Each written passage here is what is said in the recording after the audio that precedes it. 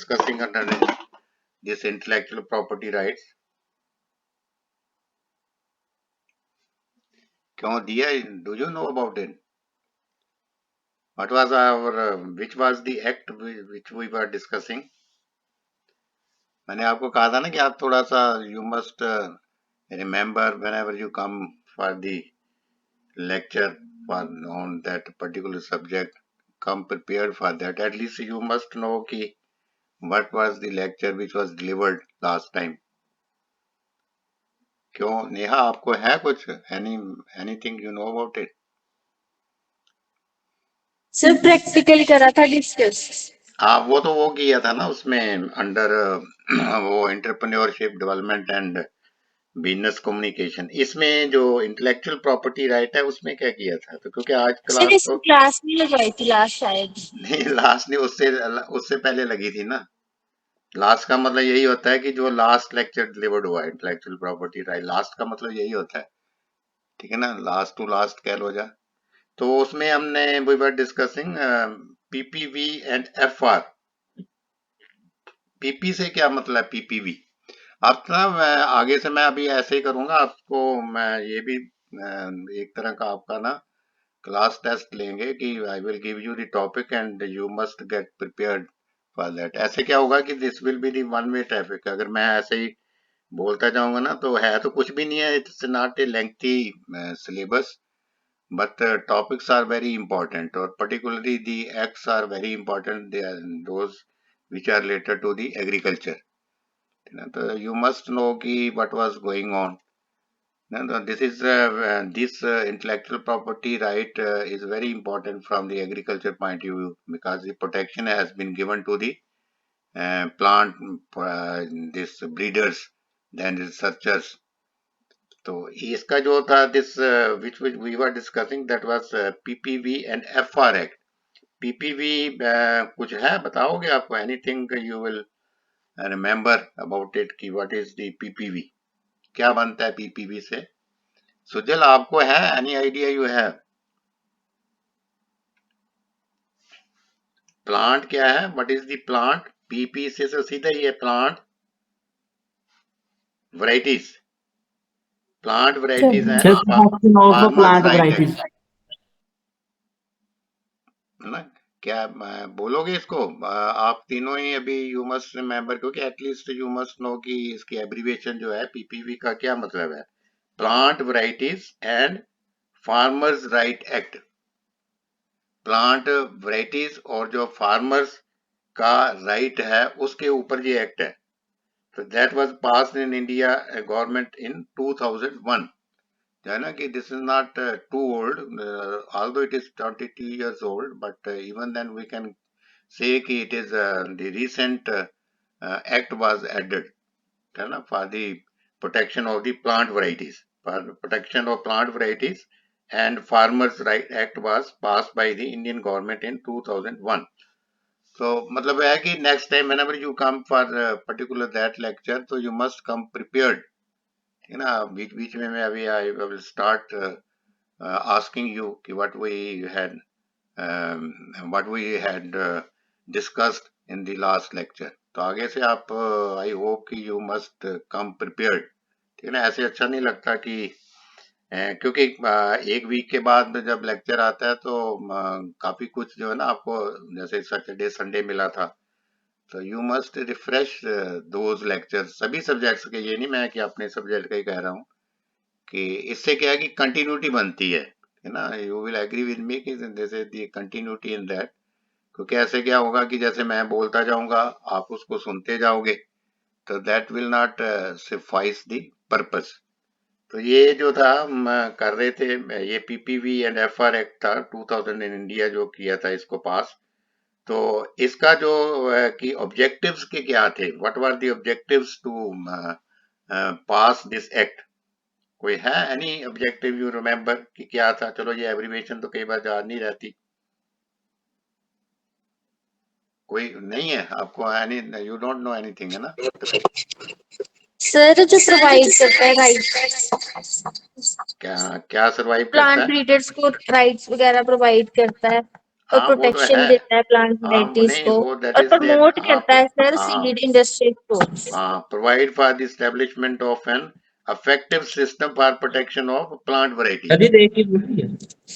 Affective जो system है plant varieties को, उसको राइट देने का, वो इसको एस्टेब्लिश किया गया था। और फिर कहा कि provide for the rights of farmers and plant breeders और फार्मर्स को इसके अंदर राइट दिया गया था, ये इसका ऑब्जेक्टिव था। और फिर जो थर्ड था, to stimulate investment for research and development and facilities growth of the seed industry. ये बड़ा इंपॉर्टेंट था कि जो रिसर्च को और जो थी उसको स्टिमुलेट करने के लिए, कि उसको बढ़ावा देने के लिए, कि ज्यादा से ज्यादा रिसर्च हो और फिर सीड इंडस्ट्री की डेवलपमेंट भी हो। ठीक है ना, क्योंकि जैसे सीड इंडस्ट्री का भी आपने देखा, seed industry means seed production. Seed industry वैसे नहीं है कि कोई सीड फैक्ट्री में तैयार करना है। सीड इंडस्ट्री मींस कि सीड की प्रोडक्शन जो है वो बढ़ाई जाए, क्योंकि इससे क्या होता है कि सीड की इंडस्ट्री में प्रोडक्शन बढ़ाने से मतलब कि वो जो सीड है that should be the genuine seed. ठीक है ना, अगर जेन्युइन सीड नहीं होगा तो आगे जो फार्मर्स उसको परचेज करेंगे तो that will not have the effective या गुड यील्ड। तो इसका मतलब ये है, this is the actual meaning of this. Then is to ensure availability of high quality seeds. ये बहुत है, यही मैंने आपको कहा कि हाई क्वालिटी के सीड्स जो हैं वो फार्मर्स को मिले, ये इसका ऑब्जेक्टिव था। Then to provide protection to the plant varieties को भी प्रोटेक्शन मिले, जो ऊपर ही है इसका। और जो एक्ट है उसके अंदर ही ये लिखा हुआ है कि इसको प्रोटेक्शन मिलेगी प्लांट वैरायटीज को। और then last was to sorry last नहीं था, last but one, to promote growth of the seed industry. ये पहले भी आ गया, for available high quality seeds. Then it was the to protect rights of farmers. ये उसके अंदर ही है कि जो हम एक्ट को पढ़ रहे हैं कि फार्मर्स को भी इसको प्रोटेक्शन मिले। फार्मर्स जिन्होंने इसको ग्रो करना है उनको भी एक्ट उसमें प्रोटेक्शन मिले। और नेक्स्ट जो लास्ट था, to protect plant breeder rights to stimulate investment for research. मतलब है कि जो प्लांट ब्रीडर्स हैं उनको एक बढ़ावा मिले कि वो रिसर्च में अपना इन्वेस्टमेंट करें। ठीक है, तो ये बड़े इजी है, these are not very difficult मतलब ऑब्जेक्टिव्स। लेकिन आपका if you focus on that particular की व्हाट दिस एक्ट मींस, क्योंकि जो एक्ट है उसके अंदर जो एब्रीविएशन है उसके अंदर ही सारे objectives, almost all objectives are covered in दी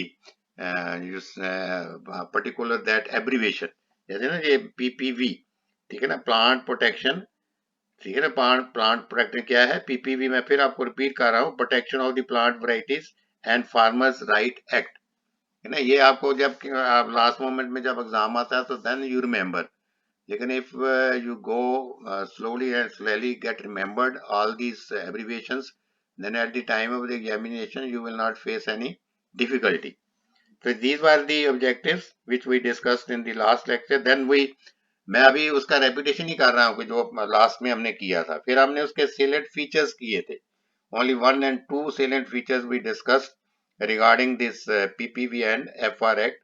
वो first was the period of protection, कि कितनी देर इसको प्रोटेक्शन मिलेगी। ये नहीं है कि for long period it is the protection, क्योंकि जब भी इंटेलेक्चुअल प्रॉपर्टी राइट्स में यू हैव मतलब even up to this day you must have known कि जो भी प्रोटेक्शन मिलती है प्रॉपर्टी राइट एक्ट के अंदर, उसमें सिर्फ ये है कि एक पर्टिकुलर पीरियड तक प्रोटेक्शन होती है, कि not is that beyond that unlimited period के लिए नहीं है। तो इसमें पीरियड ऑफ प्रोटेक्शन है द सर्टिफिकेट और रजिस्ट्रेशन इशूड अंडर सेक्शन 24। आप सब सेक्शन मैंने कहा था कि अगर आपको याद रहता है तो then it is well and good, अगर नहीं रहता तो कोई बात नहीं, क्योंकि जरूरी नहीं है कि क्योंकि एक्ट्स के अंदर बहुत से सब सेक्शन होते हैं। लेकिन even if you know then is well and this is a good कि you have remembered that section 24 or subsection 8 of the section 23 shall be valid for 9 years। 9 years के इसके लिए तो मैं बार बार इसको रिपीट किया रहा था कि in the case of trees and vines and 6 year in the case of other crops। ठीक है ना, बाकी क्रॉप्स के लिए 6 साल है और जो ट्रीज एंड वाइन्स हैं उनका 9 years था। है ना। ये this thing you must remember, क्योंकि ये इसको आप इग्नोर नहीं कर सकते। एंड उसके बाद रिव्यूड भी हो जाता है एंड रीन्यूड भी हो जाता है। जैसे आपके कोई ड्राइविंग लाइसेंस है तो उसको रीन्यू किया जाता है। ये जरूरी नहीं है कि वहां तक ही इसको 9 इयर्स दे दिया तो 9 इयर्स के बाद में वो नहीं होगा। There will be no extension of that. हर एक में ये प्रोविजन रहता है एक्सटेंशन का, ठीक है ना। इवन एक्सटेंशन के अंदर प्रोविजन रहता है, तो that provision has been given under this act also कि 9 इयर्स के बाद भी उसमें अगर उसको रिव्यू किया जाएगा। रिव्यू का क्या मतलब होता है कि उसका परफॉर्मेंस देखी जाएगी कि what was the developments which were made under that. तो फिर उसके ऑन दैट बेसिस उसको रीन्यू कर दिया जाता है for the remaining period as payment of such fees. उसको फीस देने के बाद जो उसकी फीस एप्लीकेबल है as may be fixed by the rules made. जो उसके रूल्स हैं उसके हिसाब से उसको फीस पे करके उसको रिन्यू कर दिया जाता है ना। Subject to the condition that the total period of the validity shall not exceed. फिर यही बात आ गई कि जो मैंने आपको कहा है कि अनलिमिटेड पीरियड नहीं है। अगर हमने उसको रिव्यू करने के बाद रीन्यू किया है तो उसकी जो वैलिडिटी है फिर उसमें उन्होंने कह दिया कि पहले तो 9 इयर्स दी उसकी ट्रीज और वाइन्स की। इसके बाद in the case of trees and vines 18 years तक उसको बढ़ा दिया। मीन्स कि 9 ईयर और आगे उसको जो है रिन्यूअल का पीरियड दिया जाता है। 9 पहले दे दिया, 9 फिर बाद में दे दी।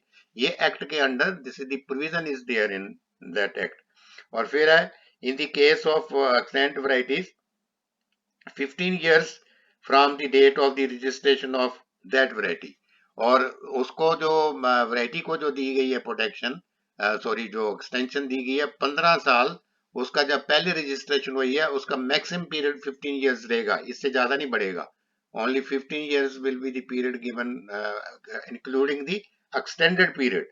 और in other cases 15 years from the date of registration of the variety, ठीक है ना। तो ये है दिस इज दी मतलब जो उसके अंदर प्रोविजन हैज बीन मेड कि जो उसका रिव्यू और रिन्यू करके उसको प्रोटेक्शन दी जाए। ये हमने discussed in last lecture also.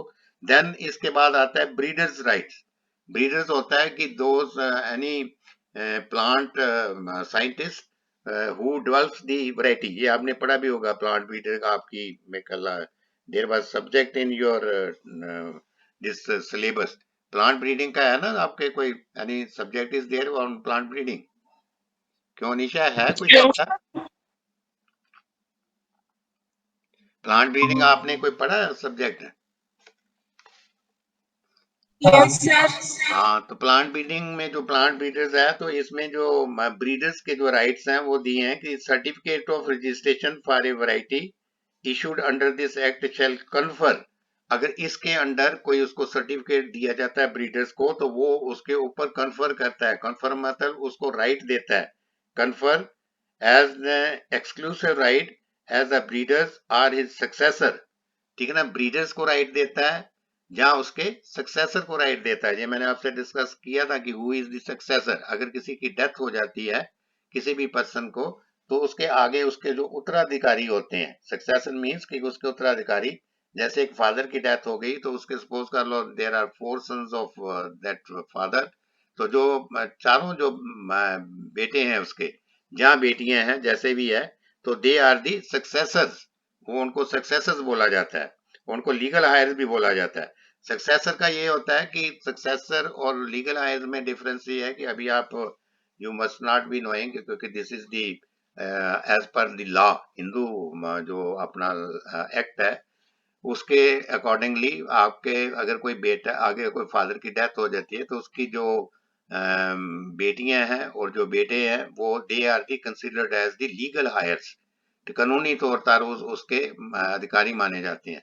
Successor जो होता है वो गवर्नमेंट डिसाइड कर देती है कि अगर आप 5 लोग हैं तो पांचों को आगे जो है कि वो वेरीफाई करती है जो कोर्ट के अंदर। तो वो एक सक्सेशन सर्टिफिकेट है। जगह जैसे बैंक्स में कोई हो जाता था किसी की डेथ तो हम जो क्लेम देते थे तो हम कहते थे कि आप हमें नहीं पता आपके कौन कौन से आगे बच्चे हैं या बेटे हैं या आपकी जो सिस्टर्स हैं इसकी। तो हम कहते थे कि you bring that succession certificate from the court. तो कोर्ट उसके ऊपर मोहर लगा के देती थी, तो फिर वो एक लीगल डॉक्यूमेंट बन जाता था कि हमारे लिए एक प्रोटेक्शन थी कि गवर्नमेंट हैज कंसिडर्ड दोज जो उसके legal heirs, these are the successors of that person who has died.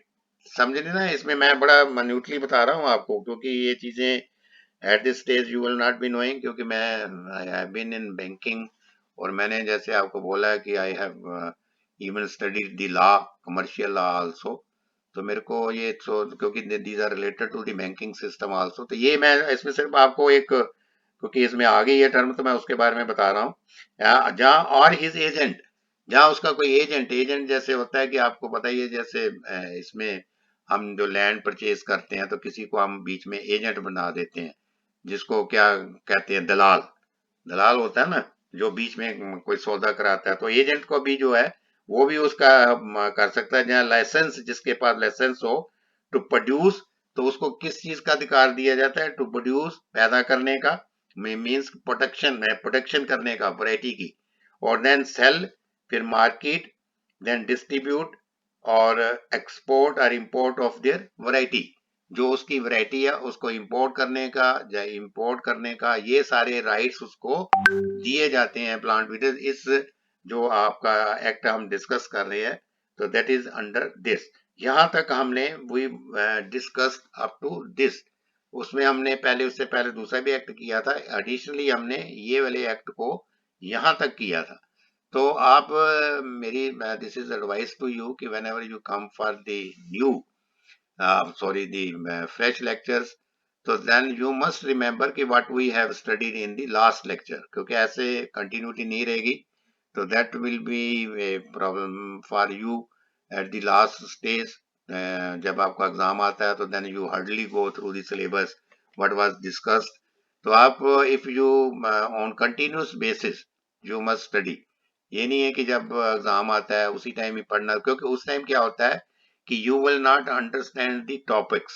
आप टॉपिक्स को अंडरस्टैंड नहीं कर रहे होते, आप जैसे उसको कहते हैं ना कि एग्जाम पास करना, उसको रट्टा लगा रहे होते हो आप। दोनों चीजों में बहुत फर्क है, मैं शुरू से ही आपको बता रहा हूँ कि एक चीज को अंडरस्टैंड करना और एक दूसरा है कि जो from the exam point of view last जो मंथ्स रहते हैं उसमें हार्डली आप सिलेबस को कवर करते हो, तो चीज को अंडरस्टैंड करना बड़ा इंपॉर्टेंट है। आपके बेशक मतलब ये I should not say this thing कि आपके बहुत अच्छे नंबर आ जाएं, even then this is not understood. ये इसमें कोई नहीं है कि आपको उस सब्जेक्ट के बारे में या उस टॉपिक के बारे में आप you have the deep knowledge. Knowledge तभी होगा जब you will be able to answer the experts questions.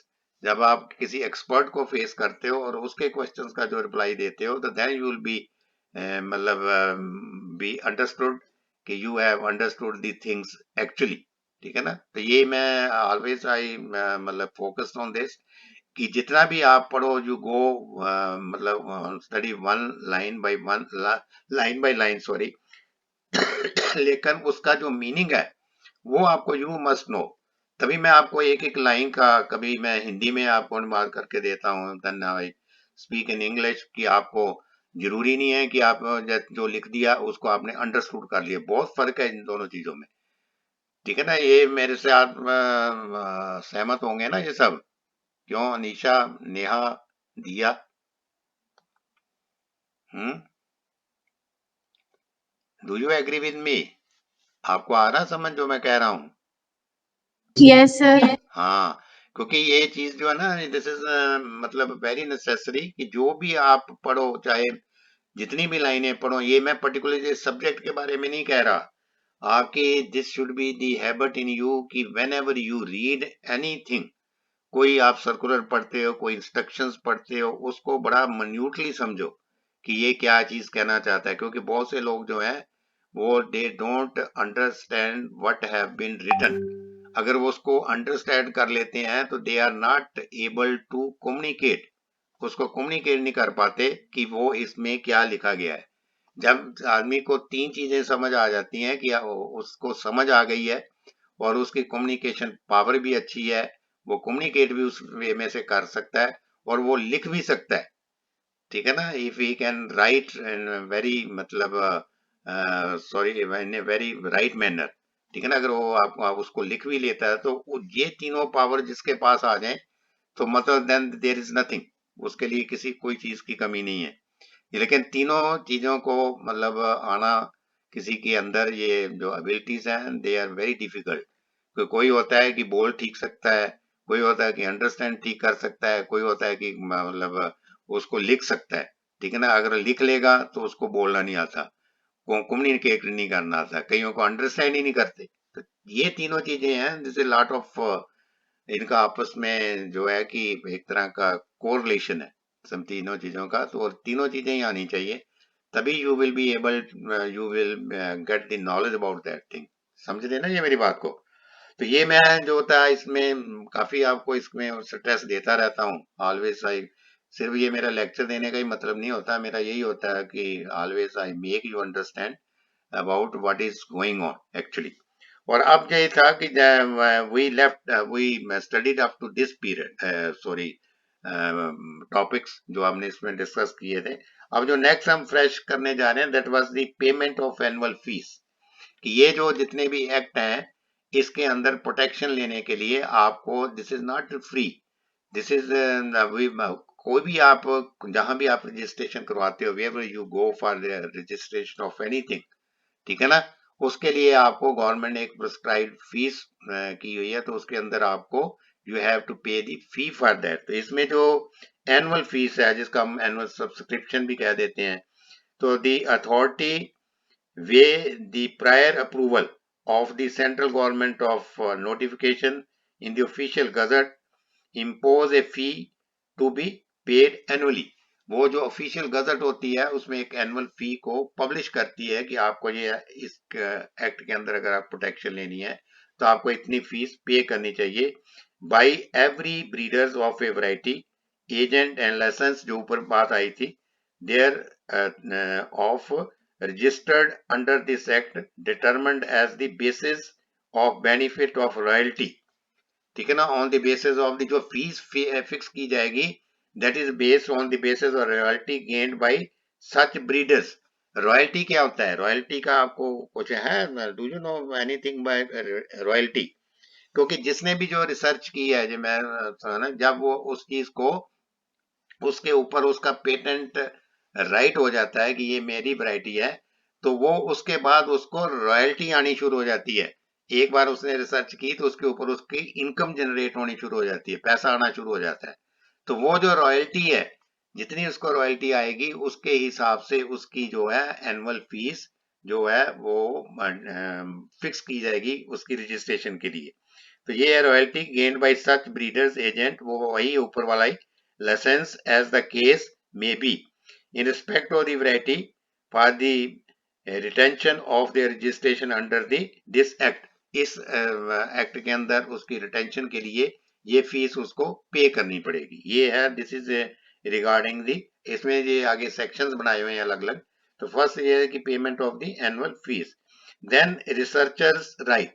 अब ये बात आ जाती है रिसर्चर्स का क्या राइट है। पहले तो हमने देखा कि ब्रीडर्स का राइट है।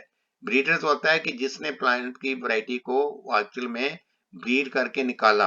रिसर्चर्स है कि जिसने उसके ऊपर कोई रिसर्च की हुई है। ये दोनों चीजें अलग हैं। अगर आप इसमें you go through the under difference between research and breeders, researchers rights, this section states nothing contained in this act shall prevent the use of any variety registered under this act by any person।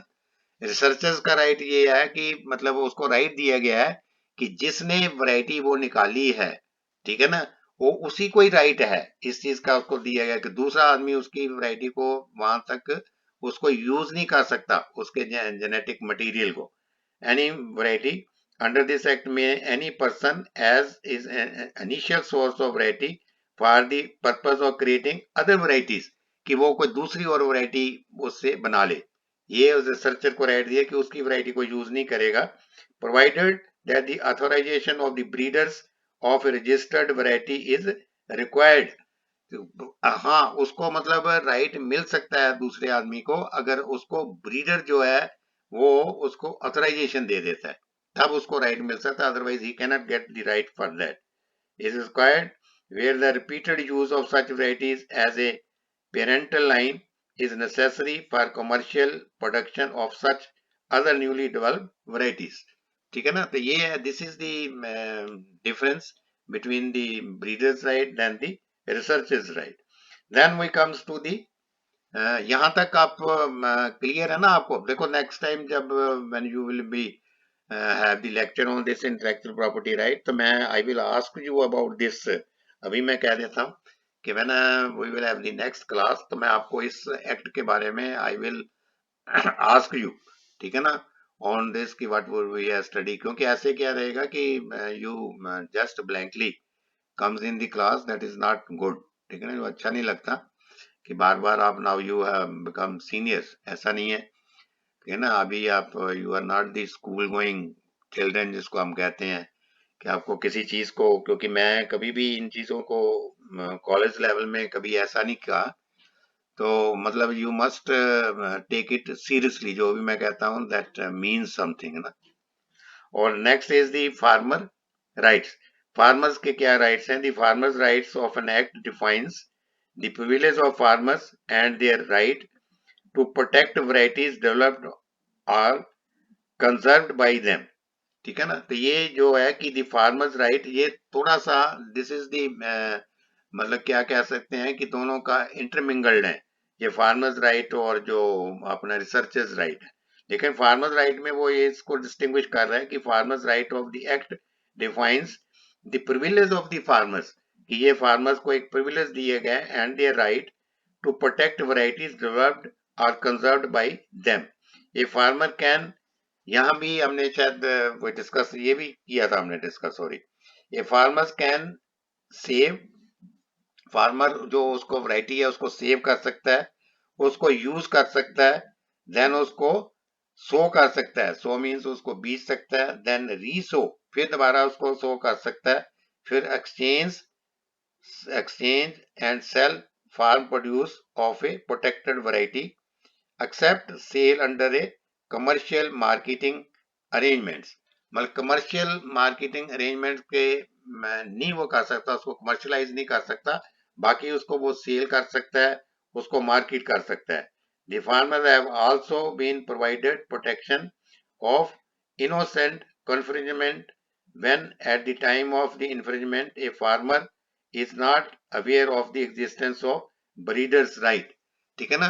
यहाँ उसको ये दी गई है, मतलब ये देखो इसमें मतलब ये जो आप समझ नहीं रहे कि क्या उसको राइट दिया गया फार्मर्स को, कि फार्मर जो पर्टिकुलर वैरायटी है उसको वो सो कर सकता है, उसको रीसो कर सकता है, उसकी मार्केटिंग कर सकता है, लेकिन उसको यूज करके कोई आगे वैरायटी नहीं बना सकता। समझ रहे हैं ना ये चीज, उसको कि वो चाहे कि मैं कोई आगे इससे कोई वैरायटी बना लूं, तो वो वैरायटी नहीं बना, लेकिन आगे उन्होंने लिखा है कि अगर उसकी मतलब अगर जैसे कहते हैं ना अनजान, अगर उसको किसी वजह से, सॉरी, वो कभी ये इसमें हो कि उसको एक्ट के बारे में पता नहीं है, ठीक है ना, उसको इस नॉलेज के एक्ट का पता नहीं है कि ये ब्रीडर्स का इस पे राइट है, अगर उसको ऐसे वो कर लेता है गलती से, तो तब भी उसको प्रोटेक्शन है कि उसके ऊपर कोई एक्शन नहीं लिया जाएगा, क्योंकि उसने अननोइंगली किया है, ये नोइंगली नहीं किया, ये है जो इसमें लिखा हुआ है। At the time of infringement, a farmer is not aware of existence of breeder's right, कि उसने कोई इन्फ्रिजनमेंट कर दी है, कोई गलती कर दी है, तो उसके अंडर उसको प्रोटेक्शन है कि उसके अगेंस्ट कोई केस नहीं किया जाएगा, ये है। तो यहां तक हुआ ना क्लियर? स्टेप बाय स्टेप मैं चल रहा हूं आगे, हमने मेरे ख्याल यहाँ तक किया था डिस्कस।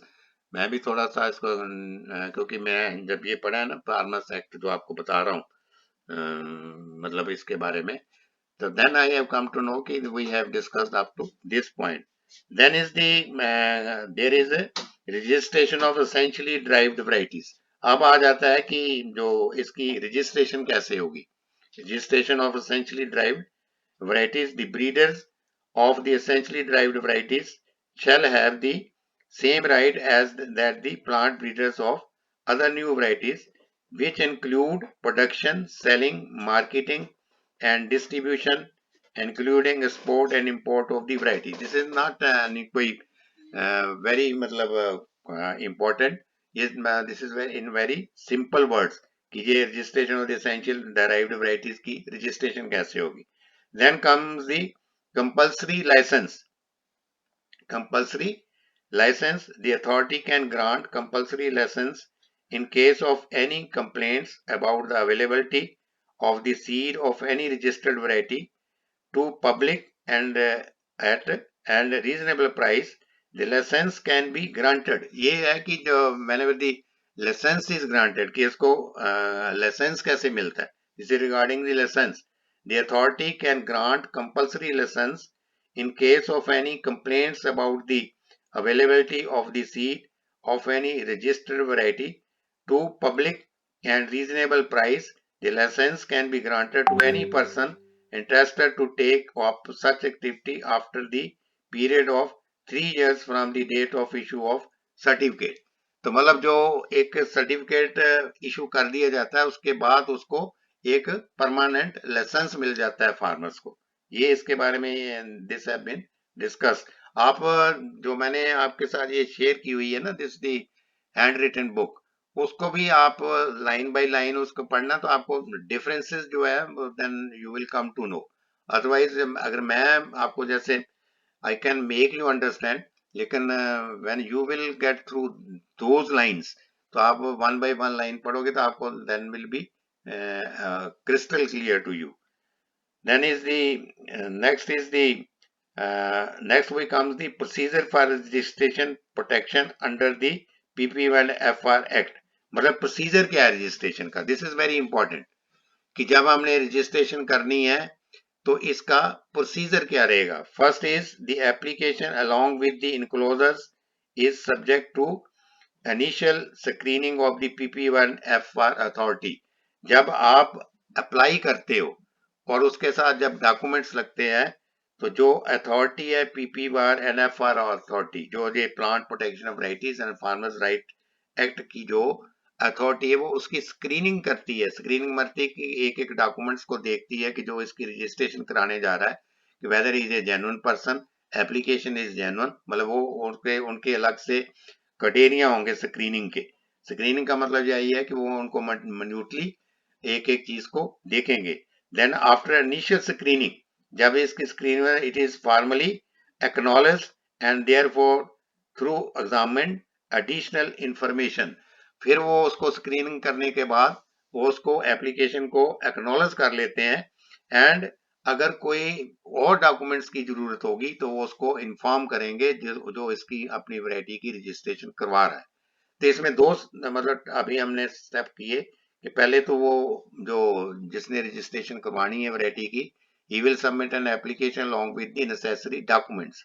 और फिर PPV एंड जो FR है, जो अथॉरिटीज हैं, they will screen those documents.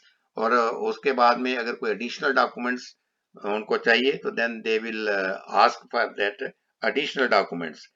Then comes the application form कि इसमें एप्लीकेशन फॉर्म कौन सा होगा. Every application for registration will have to be accompanied with the following information. कौन कौन सी इंफॉर्मेशन होगी जो एप्लीकेशन के साथ लगेगी.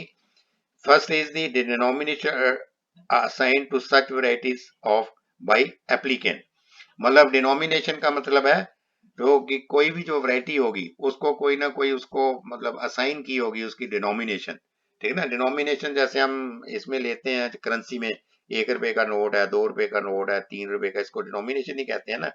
ऐसे ही जो वैरायटी निकाली है तो उसको जो कोई उसको डिनोमिनेशन दी होगी तो वो उसको ही has to denomination assign to such varieties of applicant.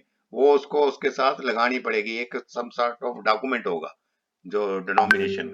Then is the an affidavit sworn by the applicant. फिर उसको एक जो एप्लीकेंट है उसको एक इसके साथ एफिडेविट लगाना पड़ेगा. An affidavit sworn by the applicant that such variety does not contain any gene or gene sequence involving terminator technology. ठीक है ना. मतलब है कि उनको ये उसके साथ सर्टिफिकेट लगाना पड़ेगा, उसको एफिडेविट, सो जिसको एफिडेविट लगाना पड़ेगा कि इस वैरायटी का कोई और टाइप का कोई जीन एग्जिस्ट नहीं करता. ठीक है ना. जीन जैसे अपने जेनेटिकली इसके बारे में पढ़ा हुआ है कि this variety has no other gene available there. और next is the applicant shall be in such form as may be specified by the regulations। और जो एप्लीकेशन है that should be the prescribed application जो उस regulation के अंदर दी हुई है, तो that should be the application. अभी तक देखो हमने जो एप्लीकेशन फॉर्म है उसमें ये वी हैव डिस्कस कि denomination assign to such variety, जो उसको सर्टिफिकेट है वो डिनोमिनेशन का वो एप्लीकेशन फॉर्म के साथ लगाना पड़ेगा। फिर उसको एफिडेविट लगाना पड़ेगा कि that such variety does not contains any gene और gene sequence involving terminator technology, ठीक है ना। और next is the applicant shall be in such form as may be specified by the regulation. तो यहाँ तक क्लियर है ना कि जो एप्लीकेशन फॉर्म है, पहले तो है कि एप्लीकेशन फॉर्म प्रिस्क्राइब्ड होना चाहिए, द अथॉरिटी विच है प्रिस्क्राइब। फिर है कि आपको एप्लीकेशन के साथ वो डिनोमिनेशन सर्टिफिकेट लगाना है। फिर ये उसको सर्टिफिकेट एफिडेविट देना है कि there is no such gene और sequence of gene of this variety. Then application shall be in उस फॉर्म में होनी चाहिए जो उस रेगुलेशन के अंदर, कानून के अंदर दी हुई है। तो यहाँ तक क्लियर है ना, अपना दिया आ रहा समझ? क्यों दिया नेहा, आवाज आ रही मेरी? यस सर, आ रहा समझ। हाँ, तो मतलब ये है कि इसको आगे ना आप देखो, मैं नेक्स्ट टाइम भी अभी फिर बार बार रिपीट कर रहा हूँ कि नेक्स्ट टाइम हम फिर इसको you must go through that book. और उस बुक को मतलब ये नहीं कि मैं ही पढ़ता जा रहा हूँ या मैं आपको सुनाता जा रहा हूँ या जो भी है, तो मैं उसको आपको अंडरस्टैंड कराने की कोशिश, लेकिन next time I will be hard, क्योंकि आपको पूछना ही पड़ेगा, क्योंकि ऐसे ठीक नहीं लगता ना if you don't come prepared in the class. तो नेक्स्ट इज द फोर्थ है में कि complete passport data of the parental, complete passport data of the parental lines from which the variety has been derived along with the geographical location। मतलब उसके साथ पूरा मतलब पूरा डाटा लगाना पड़ेगा कि वैरायटी ये कहाँ से डेवलप हुई, ठीक है ना, how this variety was developed, उसके साथ उसकी लोकेशन, जियोग्राफिकल लोकेशन की कहाँ पे इसको वैरायटी को निकाला गया, ये इसके साथ लगाना पड़ेगा। Then statement containing a brief description of the variety, जो वैरायटी है उसकी ब्रीफ डिस्क्रिप्शन भी लगानी पड़ेगी उस वैरायटी के बारे में। देन उसके बाद में be accompanied by such fees as में बी प्रिस्क्राइब, फिर उसके साथ फी पे करनी पड़ेगी, जो भी फीस उसकी प्रिस्क्राइब की जाएगी, जो आपने ऊपर देखा था कि जो रॉयल्टी के बेसिस पे उसको फीस जो है लगेगी। Then be accompanied by such other particulars as may be prescribed, जहां और भी जो पर्टिकुलर उसके साथ अटैच करने होंगे जो प्रिस्क्राइब किए हुए हैं उस एक्ट के अंदर, तो वो भी उसको उसके साथ एप्लीकेशन फॉर्म के साथ लगाने पड़ेंगे। तो ये था, दिस वाज द एक्चुअली कि what are the different procedure for filing the application, ठीक है ना। तो next comes the development of DUS test. ये एक पता नहीं आपके उसमें है कि नहीं है, मेरे को सिलेबस में मैंने देखा नहीं है कि development of DUS test guidelines and database of export notified varieties. तो ये अब हम नेक्स्ट करेंगे, क्योंकि इसमें then you will again confuse कि एकदम जो, क्योंकि हमने आज दोनों चीजें डिस्कस की जो हमने पहले भी किया था, जो लेक्चर जो मैंने आपसे पूछा तो यू आर ब्लैंक।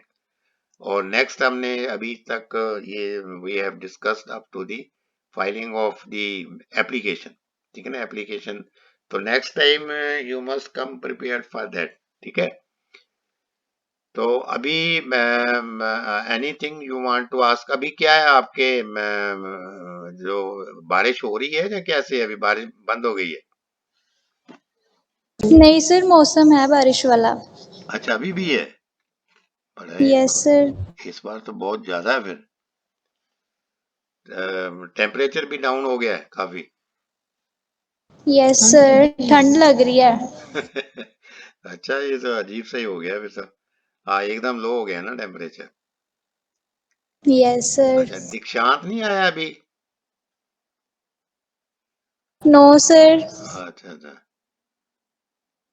चलो और कोई एनीथिंग? अभी आज मैंने एक्सचेंज किया था कि मेरे को कुछ काम भी था, तो दैट्स वाई मैंने आप इनका सुपरवाइजिंग का पीरियड लिया। हो सकता है कि मैं ये आपका आगे से ना फर्स्ट पीरियड ही लूंगा, क्योंकि फिर यहाँ पे मैं ना और भी काम करने होते थे आपके मतलब कॉलेज के जो हैं, तो वो फिर लेट हो जाता है। क्योंकि यहाँ मैंने जैसे बताया था ना कि यहाँ तो काफी ओवरनाइट हो जाती है, उसके हिसाब से फिर बाकी भी जो कॉलेज के किसी के साथ बातचीत करनी होती है, तो then I face difficulty in that. ठीक है, तो मैं इसको मतलब अभी क्योंकि ज्यादा आपके साथ डिस्कस नहीं कर रहा, क्योंकि हमने हमारा जो है इसमें सिलेबस है कि दैट इज नॉट लेंथी, मतलब कोई इतना नहीं है। इसको हम we will be able to cover in prescribe time जो भी अभी आपका है। तभी आपके कोई इसके बारे में तो नहीं ना है कोई एमएसटी जो वन के बारे में कोई ऐसा डेट वगैरह? नहीं सर, अभी कोई नोटिफिकेशन नहीं है। अच्छा अच्छा, चलो देखते हैं वो कि शॉर्टली इट विल बी, क्योंकि आपका 17th ऑफ जुलाई से स्टार्ट हुआ था ना क्लासेज एक्चुअली ऑफिशियली, और आपने मेरे ख्याल 21st या 22nd जुलाई से की थी। तो अभी ऑलमोस्ट 1 मंथ हैज पास, और इसमें क्लासेस भी एक दो शायद मेरे कल पर्टिकुलर मेरे जो पीरियड रहा है उसमें एक दो क्लासेस छोड़ के कि almost all classes have been attended by you. कि कोई मतलब ऐसा भी नहीं हुआ कि उस दिन कोई छुट्टी आ गई हो या कुछ ऐसा लकली होता है। तो मेरे ख्याल हमने इसमें आई वाज काउंटिंग कि आपके दोनों जो सब्जेक्ट्स हैं उसके मिला के आई थिंक 16 और 17 लेक्चर्स हैव बीन कवर्ड। और मैंने जैसे I told you in the last time also कि मैं आपके ये क्षेत्र मैंने आपको डाला भी है कि आप मेरे ख्याल आप में से कहिए ना उसको चैनल को अभी सब्सक्राइब नहीं किया। मैंने आपको लिंक भी भेजा है ना उसका, को मिला आपको? अनीशा ने किया है मेरे ख्याल, शायद नेहा आपने कर दिया था। नेहा, सर अभी कर दूंगी। हाँ वो करना ना वो दैट इज। और सुजल ने शायद किया है। Sujal you have done subscribe that channel? Sujal किया आपने? दिया आपने? सर कर दिया मैंने। हाँ, तो हाँ तो वो देखो ये दिस इज नॉट कि मेरे को नहीं कोई ऐसा कोई वो की बेनिफिट की मैं बात करता हूँ कि ये मैं जितने भी ये जो चैनल है इसमें मैं यही जो रिकॉर्डेड है ये आपके बेनिफिट के लिए है। This is for your benefit कि आपको ये जो मैं बीच में, क्योंकि नो डाउट कि अगर आप वो बुक से जाओगे तो यू विल मतलब गेट थ्रू दैट टॉपिक। लेकिन जो हम चीज डिस्कस करते हैं what we are discussing in the ये जो क्लास चल रही है, तो इसमें मैं आपको मतलब लाइन बाय लाइन उसको समझाने की कोशिश करता हूँ। तो अगर आप वो जो मेरा लेक्चर है रिकॉर्डेड उसको ही अगर आप सुनेंगे, आप उसके अकॉर्डिंगली उसको लिखते जाएं अपने पास से अलग से, तो आपको बहुत फायदा होगा उसमें, क्योंकि आप उसको अंडरस्टैंड करके फिर लिखोगे। क्यों सुजल, एग्री कर रहे हो मेरे इस बात से? सुजल नहीं है, सुजल छोड़ गया बीच में, आवाज नहीं आ रही सुजल। तो ये है जो मैं मतलब ना मैं ये ना कि जितने भी मैं देखो अभी जैसे ये अभी लेक्चर का विच आई हैव, तो ये आपका रिकॉर्डेड हो गया 43 मिनट्स का, 43 मिनट्स एंड 45 सेकंड्स जो मेरे को यहाँ शो कर रही है। 3 मिनट बाद में मैंने इसको रिकॉर्डिंग शुरू की थी क्योंकि बीच में हम बातचीत कर रहे थे। तो ये है कि मैं इसमें ऑलमोस्ट ऑल लेक्चर्स जो मैं बाद में रिकॉर्डिंग स्टार्ट की है, तो मैं सारे जो लेक्चर्स हैं वो यूट्यूब पे शेयर कर रहा हूँ, और फिर आपको उसका लिंक भी भेज रहा हूँ सभी का। और एक वैसे भी मैंने आपको जो है भेजा था आपको, है ना? तो जो पहले भी आपको मैंने उसका अपनी मेरी जो चैनल यूट्यूब की अलग से है उसका मैंने अलग से आपके ग्रुप में शेयर किया है। ठीक है, तो यू मस्ट गो थ्रू, मतलब आप उसको सब्सक्राइब करो, और फिर जो आप डायरेक्टली जो मेरा है ये तो मैंने आपके उसमें से शेयर किया हुआ है ना आपके ग्रुप में, इंडिविजुअल लेक्चर मैं आपके साथ शेयर कर रहा हूँ आपके व्हाट्सएप ग्रुप में। और लेकिन मैंने जो मेरा यूट्यूब का चैनल है उसका भी मैंने लिंक जो है आपको शेयर किया है। तो आप उसको भी वहां जाके उसको डायरेक्टली जितने भी आपके एट वन प्लेस, क्योंकि यहाँ तो आपको अलग अलग प्लेस पे लेक्चर्स मिलेंगे ना, वहां आपको एक जगह पे ही सारे मेरे जो मेरे रिकॉर्ड में शो कर रहे थे वो 15 वीडियोस हैं, उसमें 3 वीडियोस पहले वाले हैं, तो 12 वीडियोस आर देयर। 3 पहले हैं आपके मतलब ज्वाइन करने से पहले के हैं वो भी उसी में है, अगर आपने देखा होगा तो 15 वीडियोस आर देयर। और आज का मिला के ये 16 हो जाएगा, तो 16 में आपके 3 जो है वो आपके कोई सीनियर्स के हैं बीच में जो मैंने उनके साथ कुछ डिस्कस किया हुआ है, तो 13 वीडियोस विल बी देयर। तो आप उनको 13 वीडियो जो है उसको मतलब आप देखो उसको, जब आपके पास whenever you have free time. तो ये फैसिलिटी आपको 3 जगह देखो आपको मिल रही है। एक तो ये मैं जो डिस्कस कर रहा हूँ आपको, ये आप सुन रहे हो। दूसरा आप बुक के थ्रू चले जाओगे। और थर्ड ये है कि ये जो रिकॉर्डेड लेक्चर है ये भी आपको मिलेगा at any time when ever you have the time. तो इससे ज्यादा और तो मेरे ख्याल कोई ऐसा जो हमारा टीचिंग टूल्स जिसको कहते हैं या टीचिंग सिस्टम है, इससे ज्यादा और क्या हो सकता है। ठीक है, तो आप क्यों एग्री करते हो ना अलीशा इस बात से मेरे? Yes sir. हाँ, तो आप उसको ना जो जो मेरा चैनल, मेरा ये भी एक चैनल है, और जो मेरे पहले भी है मैंने शायद उसका भी मैं आपको लिंक भेजूंगा। उसमें जो आपके सीनियर्स के साथ जो मैं आपके डिफरेंट टॉपिक्स के ऊपर जो बातचीत करता रहा हूँ ना उनके साथ भी, ये पर्टिकुलरली उस टाइम के हैं जो उसमें आपके भी शायद कवर्ड है, जो कोविड टाइम के। वो चैनल मेरा अलग है, ठीक है ना। That is separate. 3 channels are on ये यूट्यूब पे हैं मेरे, जिसमें मैं लेक्चर्स वगैरह हैं। एक मैं जो पुराने कॉलेज में था तो उसके भी लेक्चर्स हैं, वो भी आप कभी देखना, उसमें प्रैक्टिकल्स मैंने सारे कवर किए हुए हैं। तो you will get the knowledge about that. ठीक है ना, ये नहीं कि मेरे को कोई उसमें है बेनिफिट, आपके प्रैक्टिकल पॉइंट ऑफ व्यू से भी है मेरे पुराने जो लेक्चर्स वहाँ के हैं, तभी तभी कॉलेज के। तो 3 है चैनल्स, तीनों के मैं आपको लिंक हो सकता है आज ही भेज दूं। 2 के तो मैंने, सॉरी 1 का तो मैंने आपको भेज ही दिया हुआ है। 2 का भी मैं आपको लिंक जो है ना जो हैंडल होता है इसका, वो मैं भेज दूंगा, तो आप you must go through that. ठीक है, तो यहाँ हम इसको, अगर if you have any query, कोई आपको ऐसा कोई कुछ पूछना है तो you are most welcome, otherwise we will finish it here. और कोई एनीथिंग एट योर एंड? क्योंकि लास्ट टाइम जो आप एक बार तो मेरे से मिस हुआ था कि मेरे को इसमें प्रोग्राम में आ गई थी प्रॉब्लम, और last time none of you are available. ठीक है ना, आपको पता होगा, पता नहीं उस दिन what was the reason for that.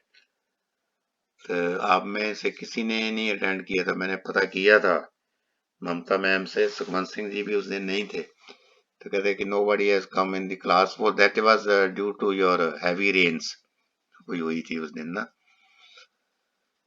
चलो then, okay, we finish it here. All the best, have a good day.